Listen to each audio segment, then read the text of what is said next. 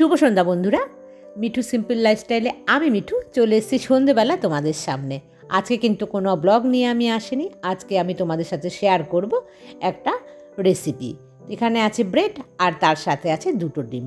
এই 3 piece bread আর ওই দুটো ডিম দিয়ে আজকে আমি বানাবো ব্রেড পুডিং। তোমরা দেখতে থাকো আমার এই ভিডিওটি, আশা করি তোমাদের ভালো লাগবে। আর যদি ভালো লাগে তাহলে কিন্তু তোমরা অবশ্যই ট্রাই করো এই রেসিপিটা। প্রথমে এই 3 পিস ব্রেডকে কিন্তু দেখো আমি ছোটো ছোটো করে টুকরো করে নিচ্ছি। আমি কিন্তু কোনো চাকু কাঁচি কিছু দিয়ে কাটিং দেখাচ্ছি না, একদম সিম্পলভাবে যেভাবে ঘরোয়াভাবে বানানো যায় সহজ উপায় সেটাই বানাচ্ছি। অর্ধেক মতন ব্রেড কিন্তু আমি মিক্সিং বলে নিয়ে নিয়েছি। এবার এটাকে কিন্তু আমি একটা ডাস্ট বানিয়ে নিচ্ছি। ঠিক এই রকম হবে কিন্তু ডাস্টটা। তারপরে নেক্সটটা নিয়েও কিন্তু সেমভাবে আমি ডাস্টটা বানিয়ে নিলাম। তারপর দেখো সেই মিক্সিং বোলের মধ্যে আমি কিন্তু দুটো ডিমকে ফাটিয়ে দিয়ে দেব।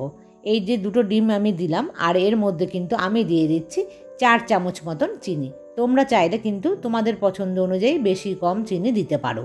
তারপর দেখো মিক্সিতে বেশ ভালোভাবে ঘুরিয়ে নিয়ে কিন্তু আমি ঠিক এই রকম একটা পেস্ট কিন্তু বানিয়ে নিয়েছি।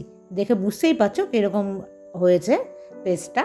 তারপর দেখো একটা বাটির মধ্যে কিন্তু আমি 2 চামচ চিনি নিলাম আর হালকা একটুখানি জল দিলাম। তারপর যতক্ষণ পর্যন্ত না এই চিনিটা একদম লিকুইড ফর্মে এসে ক্যারামাইল হবে ততক্ষণ পর্যন্ত কিন্তু ফোটাতে হবে। দেখো এরকম ফুটে কিন্তু একটা কালার আসবে ব্রাউন কালারের, আর ঠিক এরকম একটা কিন্তু ঘনত্ব আসবে। আর এটাকে কিন্তু আমি রেখে দেবো পাশে ঠান্ডা হওয়ার জন্য। তারপর কড়াই গরম বসিয়ে তার মধ্যে কিন্তু আমি 2 কাপ লিকুইড দুধ দিচ্ছি। এই দুধটা কিন্তু আগে থেকেই ফুটিয়ে নর্মাল টেম্পারেচারে রাখা আছে।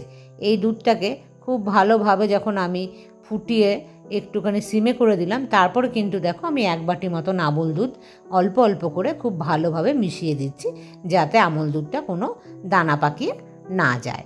তারপর কিন্তু বেশ ভালোভাবে আমুল দুধটাকে আমি আবারও ফুটিয়ে নেব। ফুটিয়ে নিয়ে সব সময় কিন্তু সিমে করে তারপরে দিতে হবে।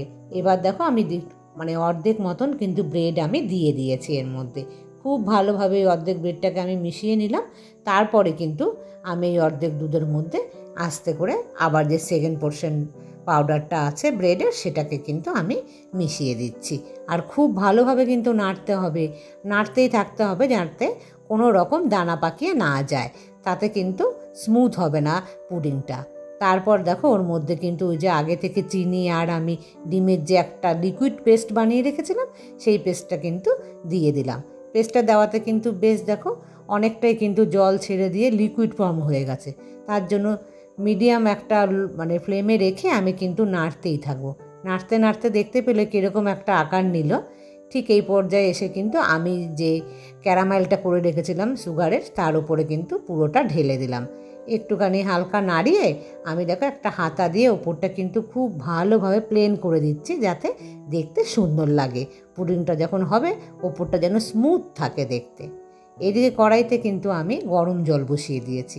তার মধ্যে দেখো আমি একটা স্ট্যান্ড দিয়ে দিয়েছি। তারপর একটা সাঁড়াশির মাধ্যমে আমি বসিয়ে দিলাম ওটার উপরে। তারপর কিন্তু ওটা ঢাকনা দিয়ে ঢেকে দিলাম। এবার কড়াইটা ঢাকনা দিয়ে ঢেকে দেওয়ার প্রায় 20 মিনিট পর কিন্তু আমি ফিরে আসলাম যে কেমন হয়েছে দেখতে। একটা চাকু ঢুকিয়ে দেখি যে চাকুর গায়ে লাগে কিনা। না, তখনও দেখছি যে বেশ কিছুটা কিন্তু লেগে যাচ্ছে। খুব লাগছে তা নয়, তবে মনে হচ্ছে আর একটু থাকলে জিনিসটা কিন্তু ভালো হবে। তো আমি কিন্তু আবারও ভালোভাবে ঢেকে দিলাম 5 মিনিটের জন্য। 5 মিনিট পর যখন ঢাকনা খুলে আবার আমি চাকু দিয়ে টেস্ট করে দেখছি যেটা কী পর্যায়ে আছে। দেখছি তার থেকেও বেশ অনেক পরিমাণে কিন্তু কম লাগছে। এবার মনে হচ্ছে যে এটাকে যদি একটা স্ট্যান্ডিং টাইম দিই তাহলে কিন্তু এ ঠিক নর্মালে এসে যাবে।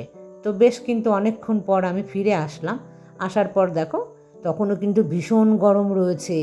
দেখা যাচ্ছে যে এটা কিন্তু এখনও তার গা ছাড়েনি, পুডিংটা ওই বাটিটার গা ছাড়েনি। তো আমি কিন্তু একদম ঠান্ডা হয়ে যাওয়ার পর ফিরে এসেছি। দেখো কীরকম গা ছেড়ে দিয়েছে, দেখেছো সাইড দিয়ে ফাঁকা ফাঁকা হয়ে গেছে পুডিংটা। তার কিন্তু একদম রেডি পুডিং। পুডিং যখনই বাটির গা ছেড়ে দেবে তখন বুঝতে হবে যে পুডিংটা কিন্তু একদম তৈরি হয়ে গেছে। এবার দেখো একটা কাচের প্লেট নিয়ে আমি ঠিক এইভাবে কিন্তু পুডিংটাকে উল্টে দিলাম। আর তারপরে আমি ওই বাটিটাকে কিন্তু হালকা ট্যাপ ট্যাপ করে ওটাকে ওর পেছন নিচের পোর্শনটা যেন ছেড়ে যায় বাটি থেকে, তাই। এখন দেখো গা কিন্তু ছেড়েও দিয়েছে। আর কতটা সফট হয়েছে পুডিংটা দেখে কিন্তু মনে হচ্ছে যে বেশ সফট হয়েছে। আর আমি তোমাদেরকে এখন কেটে দেখাবো যে পুডিংটা কত সফট হয়েছে। আর খেতেও কিন্তু ভীষণ ইয়াম্মি টেস্টি। তোমরা কিন্তু অবশ্যই একবার ট্রাই করে দেখো এই রেসিপিটা। তোমাদের ভালো লাগবে আর বাচ্চাদের তো মানে অস্বাভাবিক ভালো লাগবে। দেখো কতটা সফট হয়েছে বন্ধুরা। যদি ভালো লাগে তাহলে কিন্তু তোমরা অবশ্যই আমার এই রেসিপিটা ট্রাই করো একবার।